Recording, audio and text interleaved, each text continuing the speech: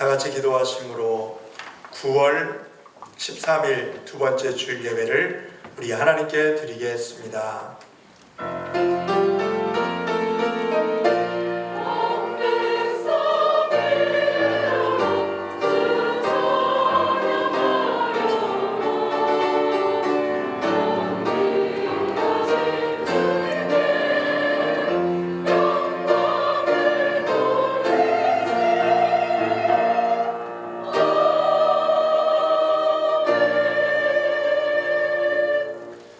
여호와는 위대하시니 우리 하나님의 성 거룩한 산에서 극진히 찬양 받으시리로다.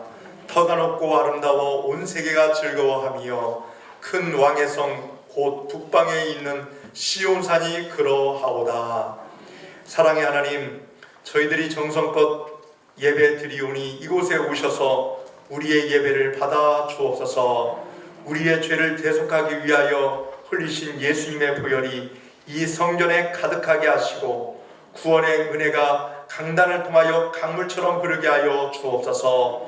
보혜사 성령님께서 친히 우리 마음에 함께 계셔서 큰 힘과 능력을 베풀어 주옵소서. 이 예배를 통하여 우리의 영혼이 거듭나게 하시고 새 힘과 용기를 얻어서 슬픔도 두려움도 넉넉히 이길 수 있도록 강건하게 변화시켜 주옵소서. 언제나 우리와 함께 하시며 우리의 예배를 기쁘게 받아주시는 예수님의 이름으로 기원하옵나이다. 아멘. 다 같이 일어나셔서 찬송가 35장 부르겠습니다.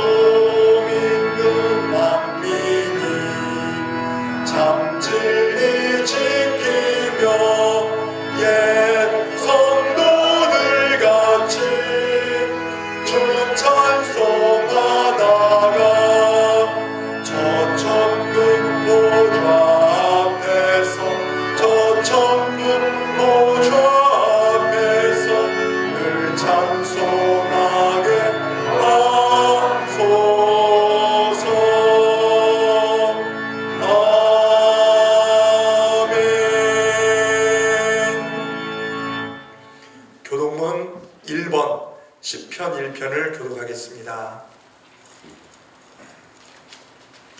교독문 1번입니다. 복 있는 사람은 악인들의 꾀를 따르지 아니하며 죄인들의 길에 서지 아니하며 오직 여호와의 율법을 즐거워하여 그는 시냇가에 심은 나무가 철을 따라 열매를 맺으며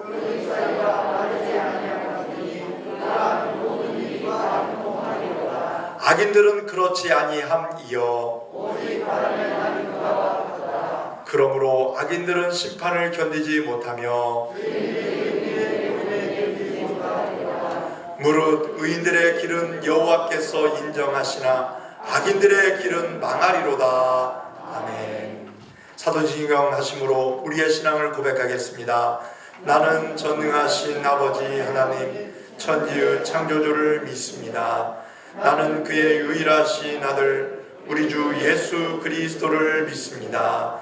그는 성령으로 잉태되어 동정녀 마리아에게서 나으시고 본디오 빌라도에게 고난을 받아 십자가에 못 박혀 죽으시고 장사된 지 사흘 만에 죽은 자 가운데서 다시 살아나셨으며 하늘에 오르시어 전능하신 아버지 하나님 우편에 앉아 계시다가 거기로부터 살아있는 자와 죽은 자를 심판하러 오십니다.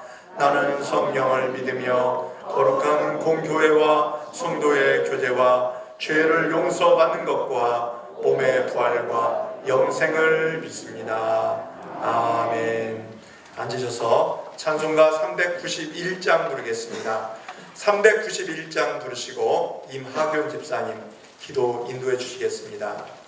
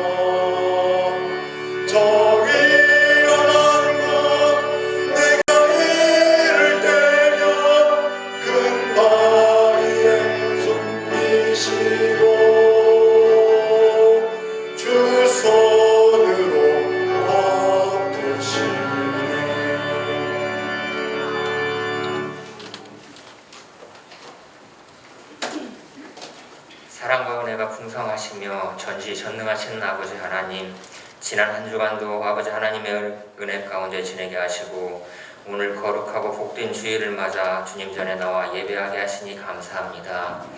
이 시간 영과 진리로 예배하게 하시고 예배를 통하여 아버지 하나님께는 영광이요 저희에게는 은혜의 시간이 되게 하여 주시옵소서. 지난 한 주간 세상에 살면서 하나님 아버지의 뜻에 따라 살지 못하며 아버지의 영광을 가리웠던 우리의 허물과 죄를 용서하여 주시옵소서. 코로나19로 인하여 교육에 출석하지 못하는 교우들은 비대면으로 드려지는 예배에 참석할 수 있는 마음을 허락하여 주시옵소서. 코로나19와 태풍으로 인하여 국가 경제가 어려움에 처해 있습니다. 하나님을 아버지라 부르는 주님의 자녀들을 긍휼히 여기시어 경제적 어려움을 당하지 않도록 물질의 넉넉함을 허락하여 주시옵소서. 전지전능하신 하나님 아버지 하나님께서 친히 역사하셔서 코로나19 바이러스가 더 이상 확산되지 않고 진정되게 하여 주시옵시고 완전한 코로나19 치료제와 백신이 속히 개발되게 하여 주시옵소서. 코로나19 감염병이 사라지며 하나님 아버지를 경외하고 예배가 회복되게 하여 주시옵소서. 이 민족과 이 나라를 사랑하시는 하나님 아버지, 코로나19와 태풍으로 인하여 무너진 경제가 회복되고 각종 사건과 사고로부터 지켜주시옵소서. 대통령을 비롯하여 모든 백성들이 하나님을 경외하게 하여 주시옵소서. 정치인들에게 지혜를 주셔서 하나님을 알게 하시고 정의롭고 공의로운 나라를 세우고 백성을 위해 수고하는 정치인들이 다 되게 하여 주시옵소서. 우리 교회를 사랑하시는 하나님 아버지, 사택과 교육관을 건축하고자 하오니 건축에 관한 모든 제반사항이 주 안에서 순조롭게 이루어질 수 있도록 은총을 베풀어 주시옵소서.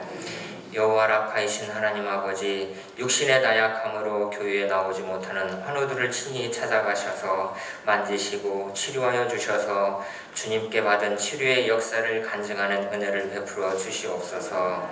이 시간 하나님의 말씀을 대언하실 주의 사자 목사님을 기억하시고 성령의 능력으로 붙들어 주셔서 힘이 있고 권세 있는 말씀을 증거하게 하시고 그 말씀의 능력으로 죄악된 세상에서 늘 승리하며 정진하게 하시고 빛과 소금의 역할을 잘 감당하게 하여 주시옵소서. 찬양으로 주님께 영광 돌리는 찬양대를 기억하시고 찬양대의 찬양이 하늘 문을 열고 주님의 성호를 찬양하기에 부족함 없게 하시며 사랑을 실천하는 봉사의 손길과 예배를 위하여 섬기는 모든 성도에게 복의 복을 더하여 주시길 간절히 원하오며 예수님의 이름으로 기도하옵나이다. 아멘.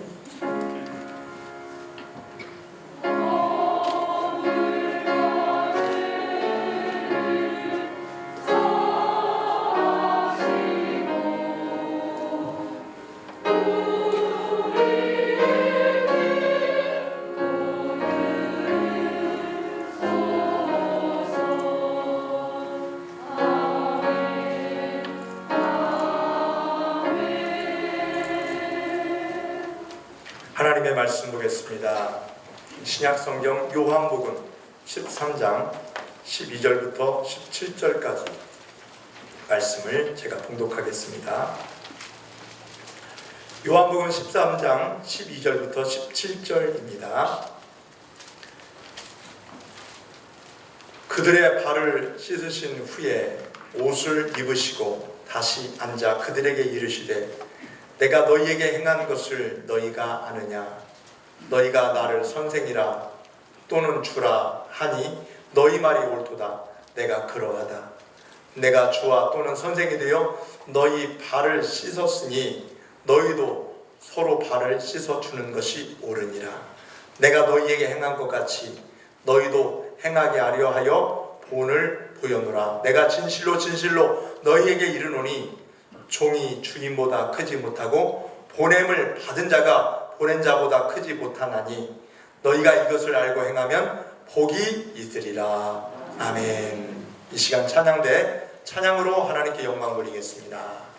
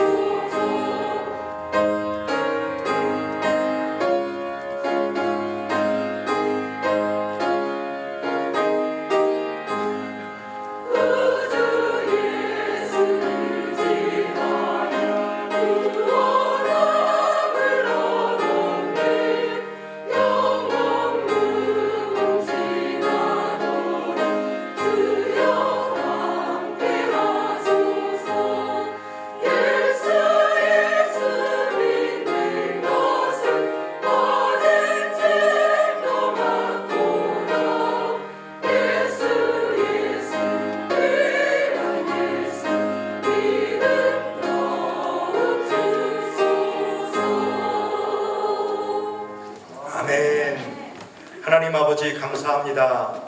오늘 거룩한 주일을 우리에게 베풀어 주시고 또 주일 성수하며 하나님 말씀 의지하며 하나님께 예배 드리오니 우리 예배를 받아주시고 말씀 가운데 임하시는 성령님의 충만한 은혜가 오늘 우리에게 내려지게 하여 주시옵소서. 하나님 말씀 안에서 거룩하게 살길 원합니다. 또 말씀 안에서 새 힘을 얻어 이 어려운 시대 가운데 승리하기를 원하옵나이다. 주님 말씀하여 주시고 말씀 의지하며 믿음으로 나아가게 하여 주옵소서. 부족한 종의 입술 붙잡아 주셔서 하나님의 능력의 말씀을 잘 증언할 수 있도록 인도하여 주옵시고 모두가 은혜 받고 하나님의 사람으로서 하나님의 거룩한 자녀로서 쓰임받는 복된 삶이 될 수 있도록 인도하여 주옵소서. 하나님 아버지 이 말씀 가운데 성령님의 능력으로 충만케 해줄 줄 믿사옵고 예수님 이름으로 기도하옵나이다. 아멘. 이 시간 같이 인사하면서 서로 고백하는 시간 갖겠습니다.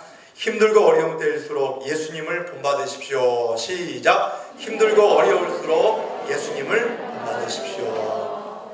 오늘도 말씀으로 은혜 받으십시오. 시작. 오늘도 말씀으로 은혜 받으십시오. 한 주간 어떻게 사셨습니까? 그래도 하나님의 돌보심과 말씀 의지하며 모든 어려운 것들을 잘 이겨내며 하루하루 살 수 있음에 감사하시고 오늘도 하나님께 예배드리는 모든 성도들에게 주님의 은혜가 충만히 드려지기를 간절히 바랍니다. 여러분 애굽의 바로의 꿈이 생각나십니까? 애굽의 바로가 어떤 꿈을 꾸었죠? 요셉 시대. 다른 것이 아니라 이 꿈을 꾸고 너무 심란해가지고 그 많은 사람들 요술사 아니면 그 여러 술객들 뭐 지혜 있는 자들 다 모아가지고 내 꿈을 좀 해몽해 달라고 하는 것입니다. 누구도 바로의 마음이 그 말을 듣고 시원치 않은 것입니다. 그 꿈이 어떤 꿈이었냐? 살찐 암소 7마리가 있었고 또 그 뒤에 흉하고 파리한 암소 7마리가 이 강가에서 거닐다가 갑자기 흉하고 파리한 이 연약한 소가 이 살찐 소를 잡아먹는 거예요. 이상한 꿈이죠. 또 두 번째 꿈을 꿉니다. 이번에는 이 살찐 아주 풍성한 곡식 7개, 7 이삭이 가늘고 둥풍에 마른 7 이삭에게 먹히는 꿈입니다. 도대체 이 꿈이 어떤 뜻이 담겨 있는지 알고자 바로는 그 유명한 점술가 지혜자들을 불러서 해몽해 달라고 했지만 다 시원치 않은 것입니다. 그때 그 바로의 신하 중에 술 맡은 관원장이 요기에 갇혔을 때 자신의 꿈을 해몽해 준 히브리 노예가 생각난 것입니다. 왕이시여, 내가 그 왕의 감옥에 갇혀 있을 때 이런 일이 있었습니다. 그때 내 꿈을 해몽해 준 요셉이라는 사람이 있었는데 그 사람이 꿈대로 그 사람이 말대로 내가 이렇게 방명이 되어서 다시 왕의 시중을 들게 되었습니다. 그래서 이 요셉이 바로 앞에 가서 바로의 꿈을 해몽할 수 있는 기회가 생긴 것입니다. 요셉이 바로 꿈을 해석하기를 아름답고 살찐 암소 7마리와 무성하고 충실한 7 이삭은 바로 7년의 풍년을 말하고 파리하고 흉한 7소와 그리고 가늘고 동풍에 마른 7 이삭은 7년 흉년을 의미합니다. 그러니까 7년 풍년 때 닥칠 7년의 흉년을 잘 대비하면 좋을 듯 합니다. 이렇게 꿈을 해몽해 줍니다. 꿈을 2번 연거푸 꾼 것은 이 일이 속히 일어날 것이니까 빨리 대비하십시오. 그러면서 요셉이 말합니다. 창세기 41장 33절부터 34절 말씀에 보니까 바로께서는 명철하고 지혜 있는 사람을 택하여 애굽 땅을 다스리게 하시고 또 바로께서는 이와 같이 행하사 나라 안에 감독관들을 두어 그 7해 풍년에 애굽 땅의 5분의 1을 거두되 이 풍년으로 말미암아 결국 망하지 않도록 한번 준비해 보십시오. 이렇게 간청을 드립니다. 이 말을 들은 바로와 대신들은 모두 감탄했습니다.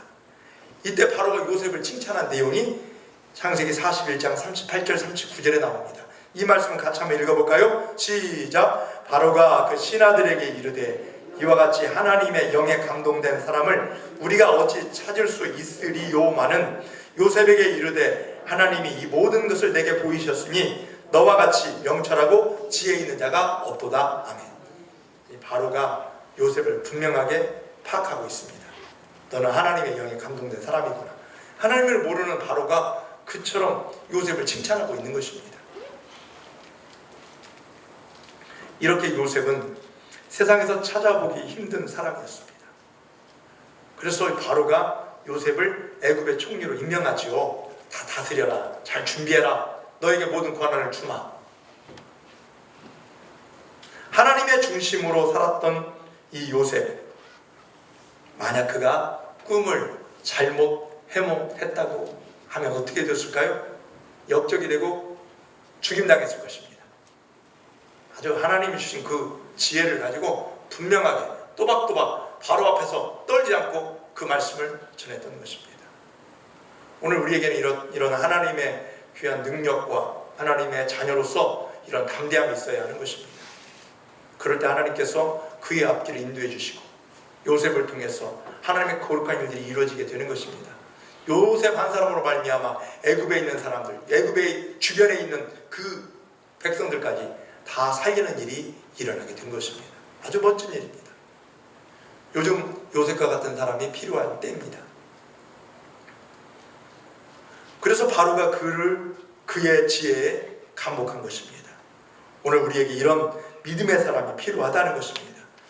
구원하신 예수님 역시 유대 땅에서 복음을 전하셨을 때 그 말씀을 들었던 많은 사람들, 병이 고쳐지고 또 모든 억눌린 것들이 해방되어지고, 그리고 또한 그 말씀 앞에 감복이 되어서 사람들이 예수님을 보고 기이 여기고 놀랐다고 말씀해 주고 있습니다. 오늘 본문도 참으로 놀라운 말씀입니다. 이전에 그 누구도 행하지 않았던 일을 예수님께서 행하신 것입니다. 예수님은 죽은 자도 살리시고, 또 못 보는 자를 보게 하시고, 또 말 못하는 자를 말하게 하시고, 뿐만 아니라 그 혈루증과 그동안 불치병으로 여겼던 그 하지 장애인을 다 고쳐주신 거예요. 예수님의 능력입니다. 그리고 말씀을 전할 때마다 많은 신령들이 은혜 받고 예수님을 따랐어요. 저분이 바로 우리를 구원하시는 분이구나. 가난한 자들, 힘없는 자들, 보잘것없는 삶을 살고 있었던 사람이 있을지라도 그들이 예수님의 말씀에 감동을 받아서 예수님을 따르게 된 것입니다. 이보다 더 기이한 일이 어디 있겠습니까? 그런데 오늘 이 말씀은 예수님이 기적을 행한 것이 아니에요. 예수님 만왕의 왕으로 이 땅에 오셔서 많은 백성들을 섬기는 내용입니다. 이전에 그 누구도 행하지 않았던 일을 예수님께서 행하신 것입니다. 원래 세상적인 방법은 제자가 선생님의 발을 씻겨주고 종이 상전에게 수종드는 것이 마땅한 이치입니다.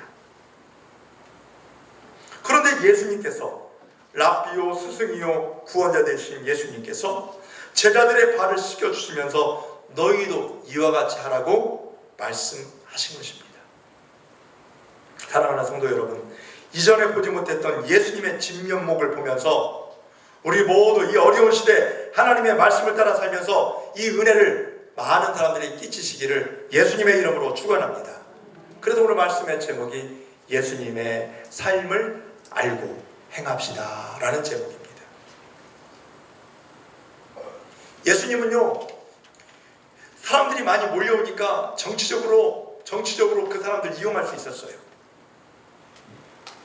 그런데 예수님은 그러지 않았어요. 우리의 예수님은 제자들에게 먼저 수건을 들고 그들의 발을 씻어주었다는 것입니다. 우리 옛 격언에 이런 말이 있습니다. 말 타면 종을 부리고 싶어 한다라는 말이 있어요.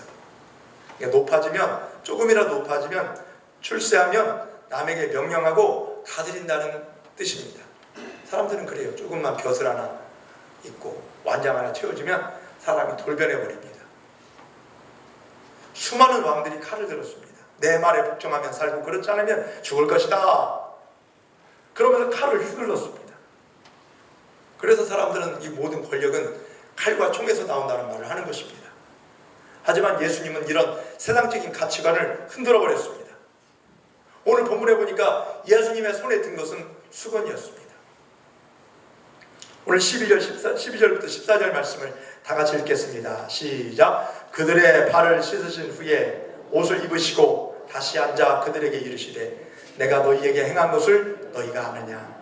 너희가 나를 선생이라 또는 주라 하니 너희 말이 옳도다. 내가 그러하다. 내가 주와 또는 선생이 되어 너희 발을 씻어주는 것이 옳으니라. 아멘. 예전에는 부모가 자식을 아주 엄하게 훈계하는 것이 최상의 교육법이라고 말했습니다. 그런데 예수님은 허리에 수건을 두르시고 대야에 물을 떠서 제자들의 발을 씻어주셨습니다. 그리고 수건으로 닦아주셨습니다. 이때 베드로가 예수님 그렇게 하지 마세요. 우리가 예수님을 씻어드려야지 무슨 예수님이 저희 발을 씻어준다고 하십니까? 다른 제자는 씻어줄지라도 제 발은 절대 안 됩니다. 13장 8절 말씀 보니까 베드로가 이르되 내 발은 절대로 씻지 못하시리이다. 그때 예수님이 말씀하십니다. 내가 너를 씻어주지 아니하면 너는 나와 아무 상관이 없다. 왕은 칼을 들고 스승은 회초리를 드는 베드로의 생각으로는 예수님의 행동이 잘못되었다는 것입니다. 그래서 내 발을 씻어주지 마세요. 그때 예수님 말씀하십니다. 내가 너를 씻어주지 아니하면 너는 나와 아무 상관이 없는 사람이 된다. 씻어주고 대접하는 것이 진정한 구원자, 선생의 모습이라는 것입니다. 나와 상관이 없다라는 말은요, 이 상관이라는 것이 유산을 상속하거나 약속된 땅을 받는 것. 그러니까 너는 이런 것을 받을 수 없다. 내가 가지고 있는 모든 능력과 구원을 받을 수 없다. 그런 뜻이겠죠. 예수님은 이 약속을 믿고 하나님의 자녀된 성도들 향하여 수건을 들고 섬기라고 하신 것입니다. 너희도 이와 같이 하라.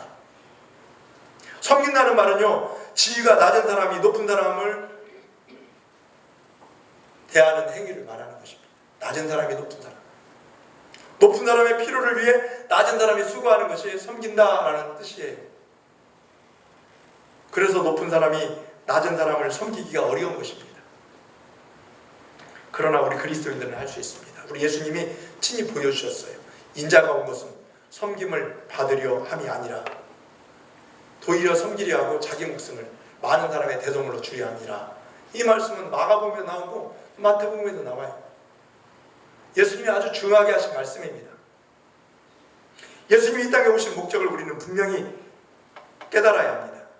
그러므로 예수님의 제자된 우리가 마땅히 섬기는 자가 되는 것은 그건 주님께 받은 사랑을 보답하는 행위가 될 수 있는 것입니다. 여러분, 어떤 자리에 있습니까? 혹시 낮은 자리에 있다고 한다면 섬길 환경을 주신 하나님께 감사하며 즐겁게 섬기시기 바라겠습니다. 아니면 높은 자리에 있습니까? 수건을 들고 예수님처럼 무릎 꿇고 낮은 형제의 발을 씻어 주십시오. 사랑으로 세상을 변화시키는 우리 신흥교회 성도들이 되시기를 예수님의 이름으로 축원합니다. 낮은 사람이 높은 사람 섬기는 것은 누구나 다 할 수 있는 것이지만 높은 사람이 낮은 사람 섬기는 것은 정말 힘든 것입니다. 나이 드신 분들이 어린아이를 섬긴다는 것이 보통 일입니까? 그리고 많이 가진 사람이 적게 가진 사람을 섬긴다는 것이 쉬운 일은 아닐 것입니다. 안 그렇습니까? 그런데 예수님은요, 만왕의 왕, 구원자, 모든 능력의 주로 오신 분이십니다. 그분이 우리를 섬기려고 낮고 천한 곳에 이 오신 사건 이 자체가 놀라운 사건입니다. 이처럼 예수님은 우리에게 이 섬김의 본을 보이셨다는 것입니다. 여러분, 사람들은 대부분 옛날 그 첫사랑을 생각을 하는데 그 첫사랑이 대개 보면 실패하는 경우가 많아요. 왜 그런지 아십니까? 아련한 추억으로 가슴속에 남아있지만 왜 첫사랑을 실패한 것일까?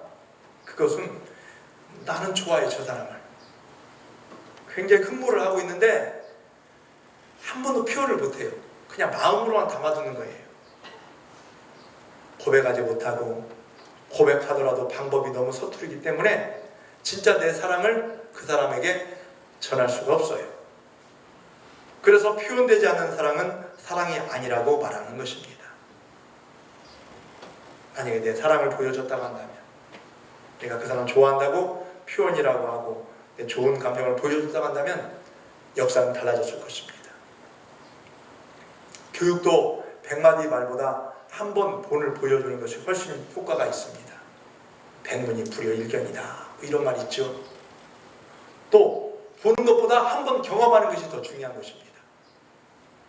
예수님의 교육 방법 보십시오. 예수님은요, 그냥 보여주면서 들려주면서 가르치고 본을 보여주셨습니다. 어떨 때는 예수님께서 마태복음 6장에 보니까 새와 들에 피는 꽃을 통해 농사도 하고 길쌈도 하지 않느냐, 또 하늘을 비상하는 아름다운 자태를 뽐내고 있는 그 새들을 보고 가르쳐 주었어요. 새들도 깃들 둥지가 있지 않느냐, 그래 인자는 머리 둘 곳이 없다. 그러면서 실제적으로 예수님의 그 삶을 그 제자들에게 가르쳐 주신 것입니다. 또한 새와 꽃보다 귀한 너희들 하나님께서 분명히 책임져 주실 것이다.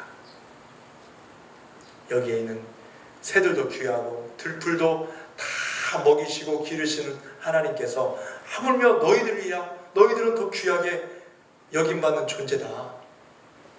그러므로 먹을 것, 입을 것, 마실 것 염려하지 말아라. 내일 일을 염려하지 말라고 가르쳐 주신 것입니다. 새와 꽃과 그 들풀을 통해서 우리에게 하나님의 사랑을 친히 가르쳐 주신 것입니다. 또 예수님은 비유를 통해서 깨우쳐 주셨습니다. 그런데 무엇보다도 예수님은 이 비유와 또 여러 가지 시청각을 통해서 보여주었지만 그보다 더 중요한 것은 이것입니다. 몸소 보여주었다는 것입니다. 본이 되었어요.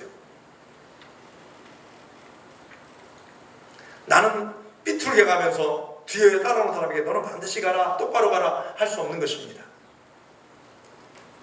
여기서 본을 보여노라 라는 본은요, 이 헬란말로 휴포데 이그마라고 하는 것인데, 이 말의 뜻은 모범이 되다, 실제적인 예가 된다, 금형틀을 말합니다. 여러분 금형틀 아시죠? 붕어빵을 만드는 그 기계를 가만히 보세요. 겨울이 되면 따뜻한 붕어빵 하나씩 먹을 때 잘 한번 보세요. 그러면 그 모양, 틀이 다 붕어 모양으로 생겼어요. 거기다가 그 버무른 그 밀가루 넣고, 그리고 또 그 안에 그 팥을 넣고 다시 밀가루를 씌워서 뚜껑을 닫아요. 그리고 그 틀을 뒤집었다 세웠다 하면서 시간이 지나면 이쁘게 구워집니다. 먹으면 되게 맛있어요. 근데요, 또 잉어빵도 있어요. 붕어가 아니라 잉어빵. 재료는 똑같은데요, 틀이 그래요. 틀이 잉어 모양. 또 무슨 빵이 있어요? 국화빵. 국화 모양을 가지고 있는 금형 틀이에요. 이것을 보면서 예수님의 본은 예수님의 섬김의 모습을 우리 삶을 통해서 재생산해내어라, 찍어내라, 그런 뜻입니다. 금형틀처럼. 모든 예수님의 제자들은 예수님의 본을 받아 형제들의 발을 씻어주는 삶을 살아야 합니다. 발을 씻어주는 것뿐만 아니라 예수님의 온유하고 겸손하신 모습을 본받아 온유하고 겸손한 인격을 갖춰야 하는 것입니다. 여러분, 예수님의 삶은 무소유의 삶이었습니다. 우리도 예수님을 본받아 내 소유를 나눠줄 수 있고 하나님의 영광을 위해서 또 사용하는 것입니다. 다는 포기하지 못할지라도 소유를 줄이는 삶을 위해서 힘을 써야 하는 것입니다. 또 본보기 교육하신 예수님을 따라 세상에 본을 보여야 하는 것입니다. 예수님은 무소유의 본, 청빈의 본, 성결의 본, 거룩의 본, 섬김의 본을 우리에게 보여주신 것입니다. 그러면서 너희도 이와 같이 하라. 본이 되어야 합니다. 그럼 사람들이 믿어주는 거예요. 아, 대단하구나. 나도 저렇게 살아야지. 근데 요즘은요, 정말 믿어주는 사람이 별로 없는 것 같아요. 여러분, 서울에 가서, 대전에 가도 지하철이 있어요. 혹시 지하철 타보신 적 있으신가요? 지하철은 옛날 버스처럼 이 의자가 이렇게 가로로 되어 있습니다. 그러니까 다 봐요. 앞에 뭐 하고 있는지. 어떤 아저씨가 자리에 앉아서 막 졸고 있는 거예요. 조는 것인지 자는 것인지 입 벌리고 코까지 고는 것입니다. 그 옆에 앉아있던 한 고등학생이 장난기가 발동하여 그 아저씨 입에 손가락을 넣었다 뺐다 하는 거예요. 이걸 보고 사람들이 깔깔거리면서 막 박장대소를 하는 것입니다. 그 아저씨 다른 편 옆에 앉아있던 그 아줌마도 뭐가 그리 좋은지 더 크게 껄껄거리고 웃는 것입니다. 이번에는 사람들이 호응이 너무 좋으니까 이 학생이 그 아저씨 입에다가 이 손도 넣고 이 손도 넣고 막 그러는 거예요. 그랬더니 누구 하나 자제를 안 해요. 제재를 안 해요. 재밌다고 막 박수치며 웃는 거예요. 근데 이 코 고는 아저씨는 어떤 거 그냥 계속 자는 겁니다. 그러다가 안내 음성이 들립니다. 이번 역은 용산역입니다. 안내 음성이 들리자마자 옆에 있던 아줌마가 잠자는 아저씨를 깨우는 거예요. 여보, 빨리 일어나요. 용산역에 도착했어요. 알고 보니 박장대소하며 웃었던 그 아줌마가 그분의 아내였다는 것입니다. 믿을 사람 하나도 없죠. 그래도 선한 모습을 통해서 너만은 내가 믿는다는 고백을 듣는 분들이 되었으면 좋겠어요. 여러분들 참 가까운 사람들에게 인정받기 참 힘든 시대를 우리가 살고 있어요. 다른 사람들에게 잘해주는데 가까이 있는 사람한테는 별로 그냥 대충 그래 하는 경우가 있어요. 그래 그게 쌓여서 나중에 큰 싸움이 되는 경우가 많습니다. 섬김의 본이 되신 예수님, 또 나눔의 본이 되시고 사랑의 본이 되시고 겸손의 본이 되신 예수님을 따라 사랑하는 성도 여러분, 섬김과 나눔과 사랑과 그리고 겸손의 본이 되시기를 예수님의 이름으로 축원합니다. 자녀들은요, 부모의 말대로 살지 않고 부모가 행동한 대로 사는 것입니다.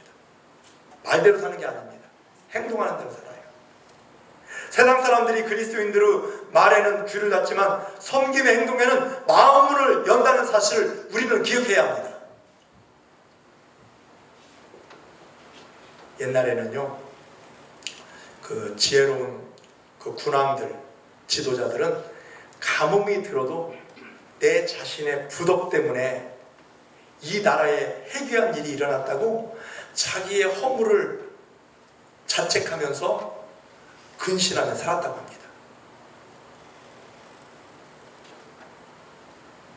요즘 한국교회가 세상의 뉴스거리가 되고 약방의 감초처럼 많이 등장하고 있습니다.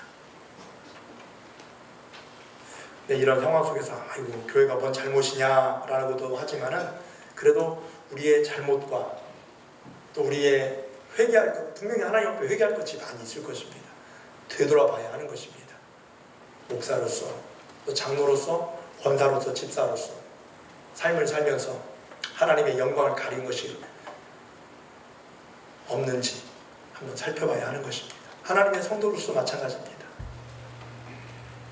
일부 목회자들의 잘못과 일부 교회의 문제라고만 치부할 수만은 없습니다. 이것은 우리 안에도 내재하고 있는 문제요. 내가 본이 되지 못하고 우리 교회가 거룩한 빛을 비추지 못했기 때문이라는 깊은 반성이 있어야 교회가 살 수 있고 또 교회도 살릴 수 있는 것입니다.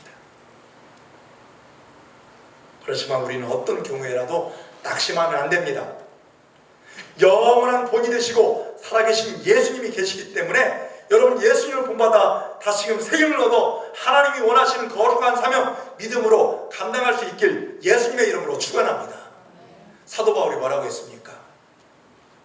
내가 그리스도를 본받은 자가 된 것처럼 너희는 나를 본받은 자가 되라.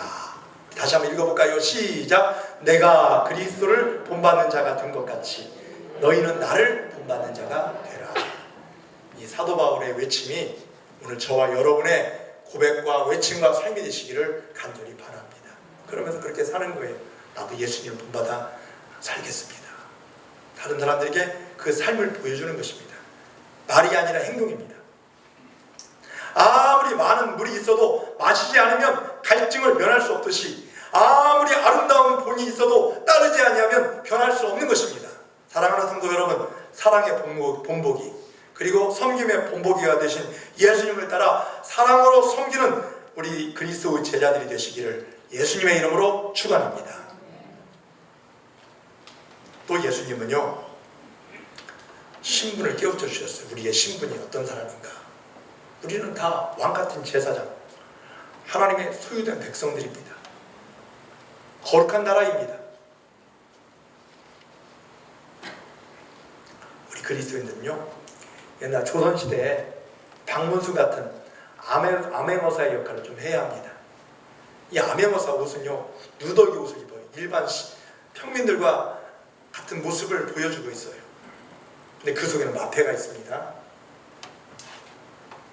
탐관 오리의 잘못이 보여지면요, 암행어사 출동하면서 많은 군저들을 데리고 그곳에 그 사람을 잡으러 갑니다.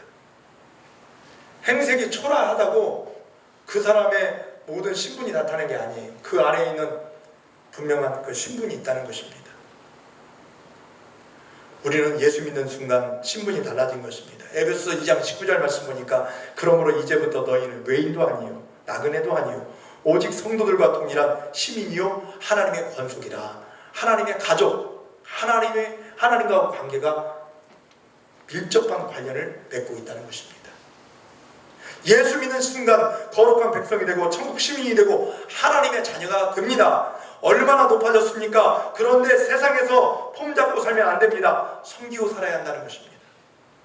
낮아져야 하고 겸손해야 하고 때로는 손해도 봐야 합니다. 그러니 이것이 보통 어려운 일이 아닙니다. 높아졌는데 낮은 곳에 임해야 한다는 것이 이 마음속에서 충돌하는 것입니다. 이것을 잘 이해하고 행할 때 좋은 암행어사가 되는 것처럼 좋은 성도가 될 수 있는 것입니다. 춘향전에 보면 이몽룡이 암행어사가 되어 남원에 올 때 초라한 몰골을 하고 내려왔습니다. 춘향의 어머니 월매가 사람 취급도 하지 않습니다. 그런 수모를 다 견디면서 민정을 살피고 변사또의 부정을 파헤치고 나서야 암행어사 출도야 외칠 수 있었던 것입니다. 우리 성도들도 자신의 신분을 잘 이해합니다. 내가 비록 누더기 같은 옷을 입고 있어도 우리 안에는 예수님의 그 사랑, 예수님의 섬김, 예수님의 능력이 있어야 하는 것입니다. 오늘 본문 16절, 17절 말씀 보니까 다 같이 읽겠습니다. 시작! 내가 진실로 너희에게 이르노니 종이 주인보다 크지 못하고 보냄을 받은 자가 보낸 자보다 크지 못하나니 너희가 이것을 알고 행하면 복이 있으리라. 아멘. 여기서 종은 제자들, 오늘 우리들을 말하는 것이고 또 주인은 예수님을 뜻합니다. 또 보냄을 받은 자는 제자들, 보낸 자는 예수님을 뜻하는 것입니다. 여기서 제자들, 사도들을 헬라말로 아포스톨로스라고 합니다. 보냄을 받은 자다. 그런데 오늘 16절 말씀에 보니까 예수님께서 진실로라고 반복하고 있습니다.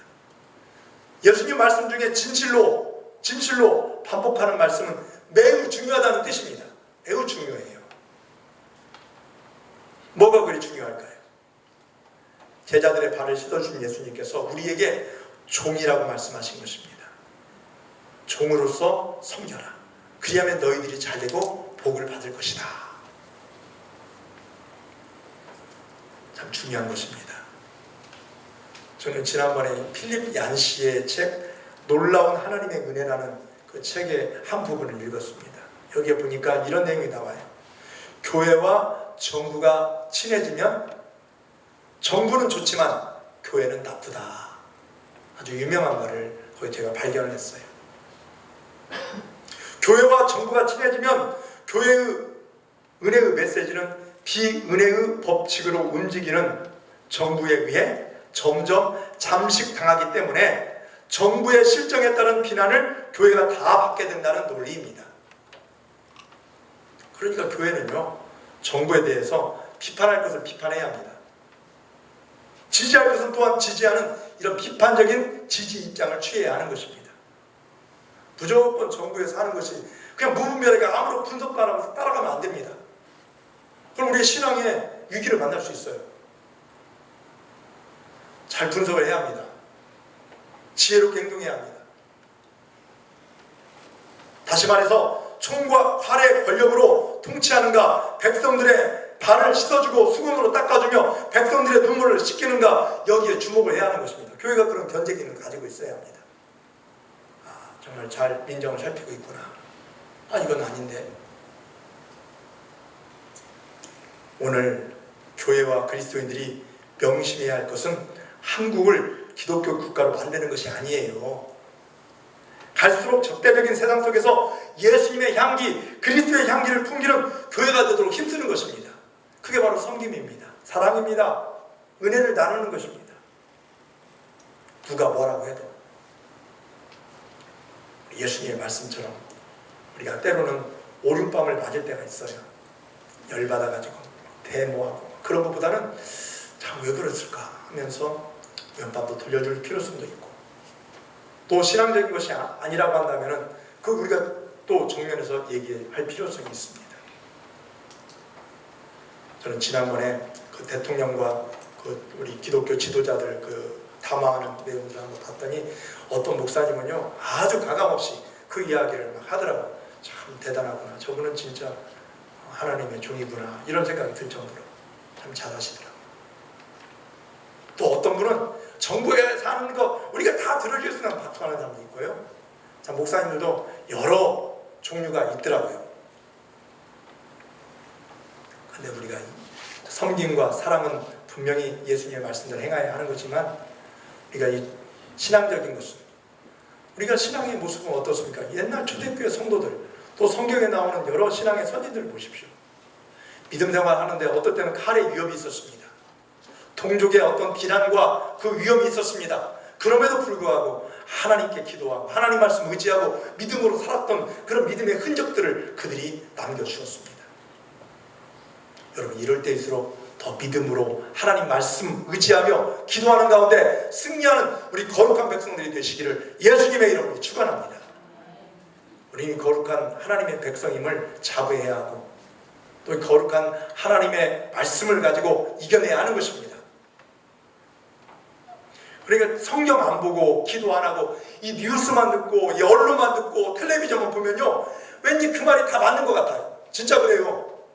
그럴 때일수록 우리가 말씀을 봐야 합니다. 뉴스 보지 말라는 게 아니에요. 그것도 보고. 예전에 종교개혁자들 그리고 스펄전 목사님이 이런 얘기를 했어요. 한 손에는 성경을 들어라, 그러나 한 손에는 신문을 들어라. 참 이 말이 일리가 있습니다.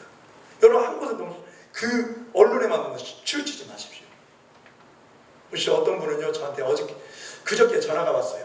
목사님, 저는 교회 가고 싶은데요 우리 아들이요 가지 못하게 해가지고. 아이고 그래요? 그러면 당분간 지금 카톡방이나 또 제가 보내주니까 예배 마치고 편집해서 장로님 편집 한번 보내줄 테니까요 그거 보세요 그랬어요. 제가 보니까 그분 아들을 봤어요. 아들을 한번 생각해 봤어요. 언론만 보고 이 말씀을 안 보니까 교회가 이 코로나 확진자 근원지가 된 것처럼 얘기를 하니까 그러잖아요. 우리 기독교에서 초기 대응이 좀 잘못된 부분이 있었어요. 그러니까 그것만 보고 얘기하는 것입니다. 지금 얼마나 잘 지키고 방역 수칙에 따라서 참 나름대로 힘을 쓰고 있습니다. 잘하고 있습니다. 그러니까 잘한 모습을 보고 또 하나님의 말씀 의지하면서 나가는 그런 성령 충만한 모습을 보지 않고 그냥 세상에서 말하는 것만 보니까 교회가 비판적인 모습을 가지고 있다라고만 생각하는 것이죠. 우리는 깨달아야 합니다. 말씀도 봐야 합니다. 기도해야 합니다. 이럴 때일수록 하나님을 의지하며 이겨내시기를 예수님의 이름으로 축원합니다. 여러분, 시편 123편 말씀에 보면 마치 그 주인 종이 그 상전을 바라보는 것처럼, 또 여종이 그 여주인의 손길을 바라보듯이 우리가 주님을 의지하며 주님을 바라봐야 하는 것입니다. 그러면서 하나님의 그 은혜와 능력으로 충만해지면서 이겨낼 수 있는 것입니다.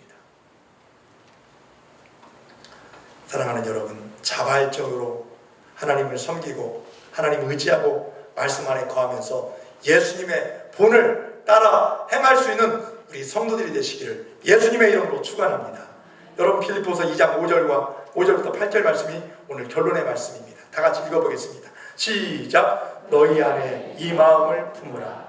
곧 그리스도 예수의 마음이니 그는 근본 하나님의 본체시나 하나님과 동등됨을 취할 것으로 여기지 아니하시고 오히려 자기를 비워 종의 형체를 가지사 사람들과 같이 되셨고 사람의 모양으로 나타나사 자기를 낮추시고 죽기까지 복종하셨으니 곧 십자가에 죽으심이라. 아멘. 사랑하는 성도 여러분, 예수님의 마음을 품고 또 종처럼 섬길 수 있는 은혜가 여러분에게 충만히 내려지길 간절히 바랍니다. 이전에 보지 못했던 요셉처럼 현 시대를 하나님 의지하며 잘 직시하고 또한 예수님처럼 불편하고 이 힘든 세상에 축복의 통로가 되어주시기를 간절히 바랍니다. 오늘 주신 말씀처럼 예수님은 수건을 드셨어요. 본보기가 되어주셨어요. 그리고 신분을 깨우쳐주셨어요. 이 말씀 붙잡고 한 주간 믿음으로 승리하시기 바라고, 여러분 정말 우리는 하나님의 말씀을 바라보면서 세임을 얻고 능력을 받고 또 하나님께 기도하여 성령님의 충만한 능력으로 이 어려운 시대를 기쁘게 하나님 주신 능력으로 이겨낼 수 있는 우리 성도들이 되시기를 예수님의 이름으로 축원합니다. 기도하겠습니다. 은혜로우신 하나님 아버지, 감사와 영광 올려드립니다.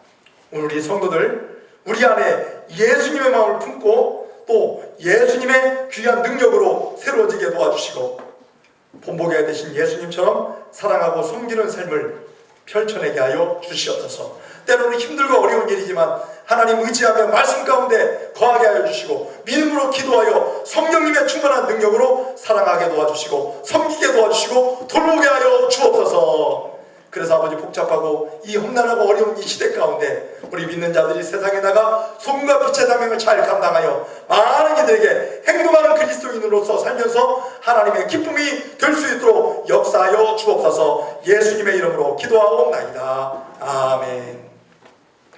다 같이 찬송가 324장 부르시면서 준비하신 예물 드리겠습니다.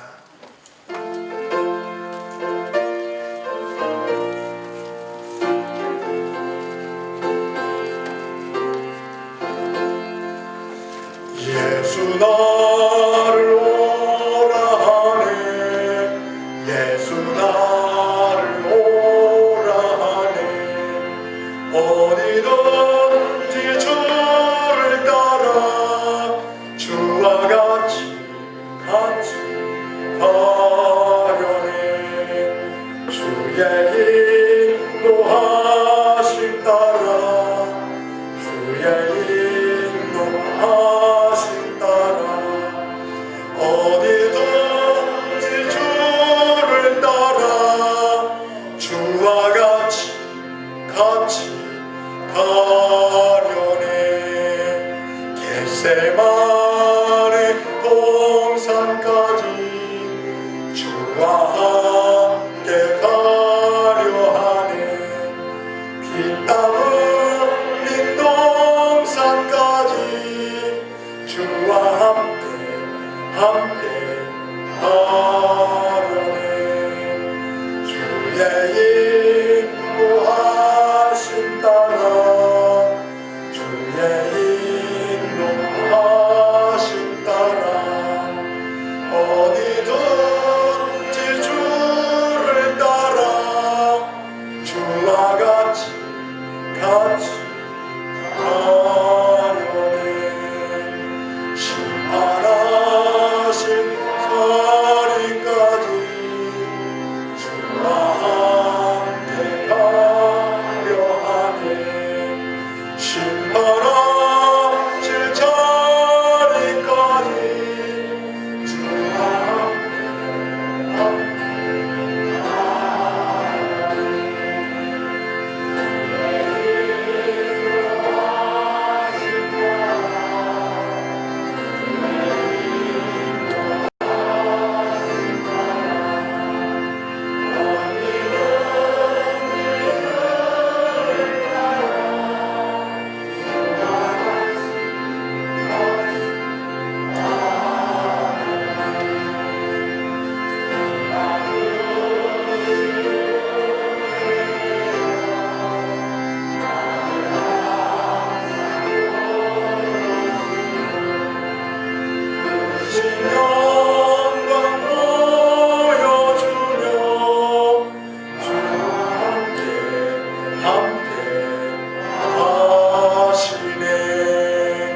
주의 인도하심 따라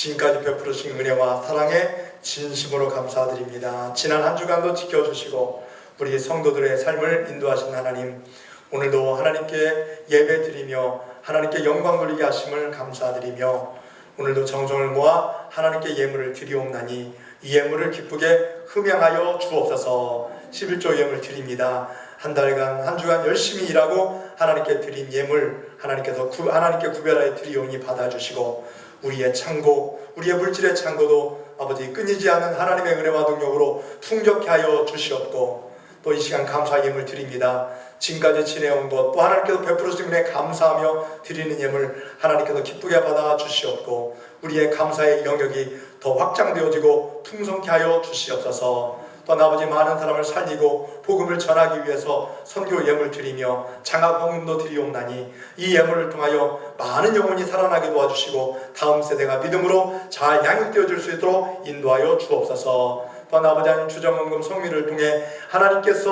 성미를 하나님께 드리오니 하나님께서 받아주셔서 하나님의 거룩한 일을 이루게 하여 주시옵고 드린 손길마다 물질적으로 힘들지 않도록 큰 복으로 채워 주옵소서. 이 시간 건축 예물도 드립니다. 하나님의 귀한 사업을 준비하는데 잘 쓰여지게 하여 주시옵고 하나님 기도하면서 모든 하나님이 계획한 일들 또 우리가 함께 협력하여 거룩하게 이루어지게 하여 주시옵소서. 생일을 맞이하여 감사 예물 드리온 성도들에게도 건강의 은혜 베풀어 주시옵고 또한 우리 모든 성도들 사람들에게 칭찬받고 또 모든 하나님의 은혜가 넘쳐나게 하여 주셔서 하나님의 사랑, 이웃사랑 실천하게 하여 주시옵소서.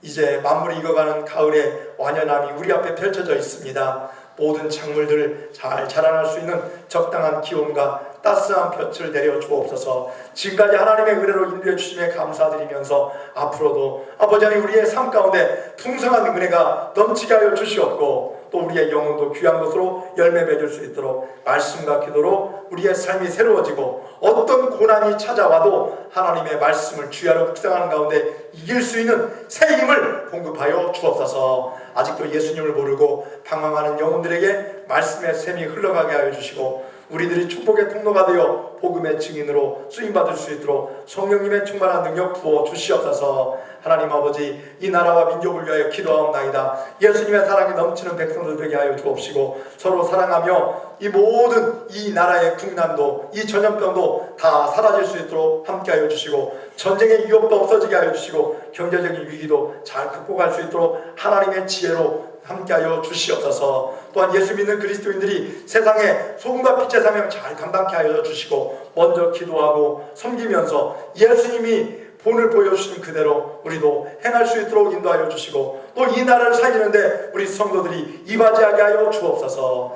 유정자들 위하여 기도하오니 하나님의 정의와 공평으로 이 나라를 잘 다스릴 수 있도록 지혜를 베풀어 주시옵고 혹여라도 하나님을 대적하는 일이 없도록 그들 마음 가운데 겸손과 섬김의 삶을 베풀어 주시옵소서. 우리 황등신흥교회가 더 부흥하고 거룩한 교회로 회복되어서 하나님의 기쁨이 되고 또 이 지역사회에 복음의 향기가 전파되어 많은 심령들이 예수 믿고 구원받는데 쓰임받는 복음의 방주가 되게 하여 주시옵소서. 특별히 말씀으로 새로워질 수 있도록 이 가을에 기도하며 말씀에 집중할 수 있도록 인도하여 주옵소서. 이 시간 육신의 연약함을 가지고 있는 성도들에게 치유의 은총을 베풀어 주시옵고 지금도 병원에서 가정에서 투병 중인 우리 성도들 예수님의 능력으로 깨끗하게 치료받게 하여 주시옵소서. 또한 아버지 건강한 육신을 가지고 더욱더 하나님을 찬양하며 하나님을 의지하며 믿음으로 살아갈 수 있도록 아버지 하나님의 귀한 권세를 우리 모든 성도들에게 내리어 주옵소서. 모든 영광 하나님께 올려드리옵고 이 예물을 받아주시는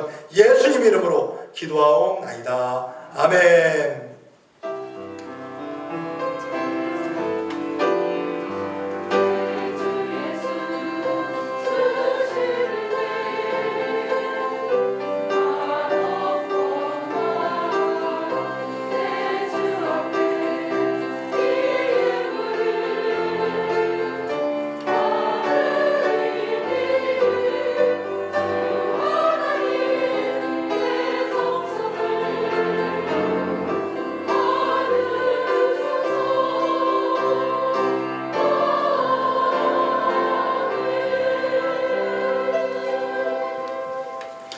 다 같이 9월 암송 말씀 같이 읽겠습니다. 시작. 자녀이면 또한 상속자, 곧 하나님의 상속자요 그리스도와 함께한 상속자니 우리가 그와 함께 영광을 받기 위하여 고난도 함께 받아야 할 것이니라.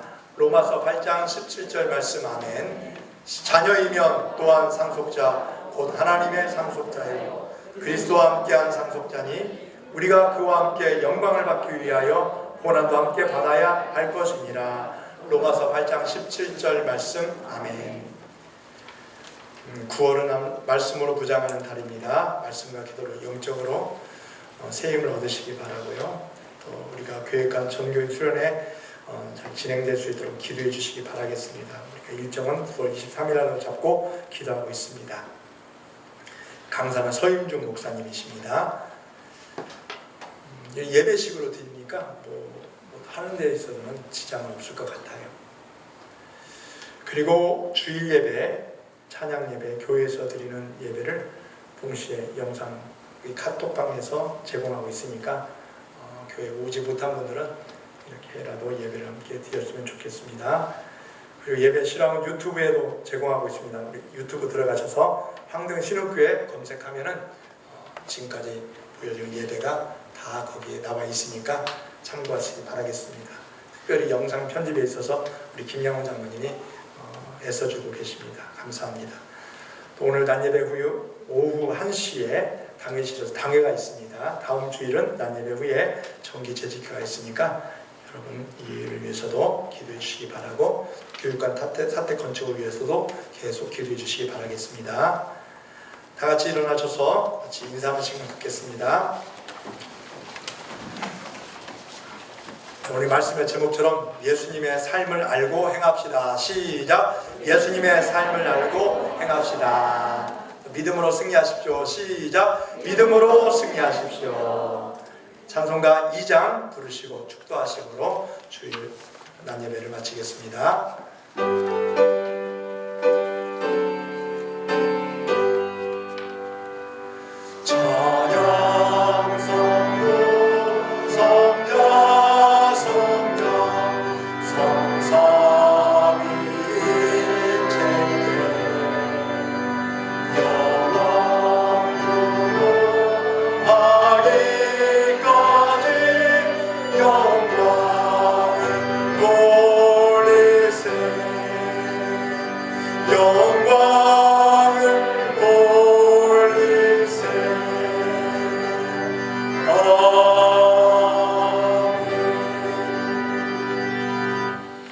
지금은 우리 주 예수 그리스도의 은혜와 하나님 아버지의 그 크신 사랑과 성령님의 감화하시고 감동하시고 교통하심이 우리 예수님의 말씀, 예수님의 섬김을, 예수님의 사랑을 우리도 본받고 행동할 수 있도록 하나님께서 오늘 주신 말씀 우리에게 허락해 주셨사오니 이 말씀대로 살아가기로 결단하는 오늘 우리 모든 성도들 머리 위에와 이들의 가정과 생업 위에 영원토록 함께 하시기를 간절히 축원하옵나이다. 아멘.